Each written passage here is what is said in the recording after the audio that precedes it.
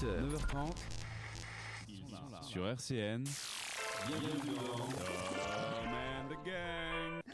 Ouais, jour 47, comme tu l'as dit, on en sait déjà plus sur le déconfinement qui aura lieu en 2032 si tout se passe bien. Édouard Philippe, vous savez? Mais si, vous savez, c'est le Premier ministre. C'est le bipolaire de la barbe. Un côté noir, un côté blanc. C'est le maillot de la Juve, le gars. Bon, et bref, il a mis en place des mesures de déconfinement. Plus besoin d'attestation, sauf si vous partez à plus de 100 km de chez vous. Un grand soulagement pour tous les prêtres qui devaient aussi avoir un certificat de l'employeur. Ah, ça a dû être difficile pour eux, mais maintenant fini ces conneries, tranquille. Malheureusement sont aussi finis les rassemblements de plus de 10 personnes dans le cercle privé. Fini donc les petits déjeuners chez les familles nombreuses. Et ouais aussi, il fallait la télé plus tôt. Tandis que les clubs échangistes sont en sueur, Kinvey, lui, peut reprendre sa tournée, qui est en revanche maintenue puisque seulement 7 personnes assistent à ses concerts. Quant au télétravail, il sera aussi maintenu au moins 3 semaines. Nous, à la radio, on se plaint de la mauvaise connexion, mais vous imaginez les personnes dans la Creuse? Ouais. Attends, dernière nouvelle, ils étaient encore en écu. Alors, pour avoir Internet, ils peuvent encore attendre ces gueux.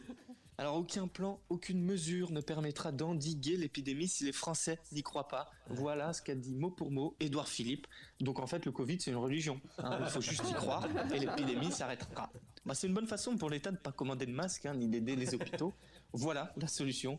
En fait, ce confinement n'a servi à rien. C'est notre faute ce qui arrive. Mais moi aussi, j'ai remarqué, chaque jour, il y a de moins en moins de personnes au balcon pour applaudir. Voilà pourquoi le Covid, il est toujours là. C'est tout simple.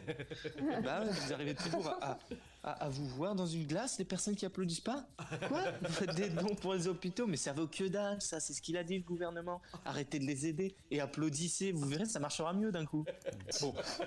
En tout cas, pour tous les Parisiens qui critiquaient la province, vous avez encore un peu de temps pour profiter de l'UR avant de retrouver cette belle barre de métro suintante de Covid. Vous pourrez enfin troquer vos belles chaussures de sport contre une trottinette électrique, retourner à la boulangerie et vous vanter auprès de votre famille que vous aviez fait du pain pendant tout le confinement.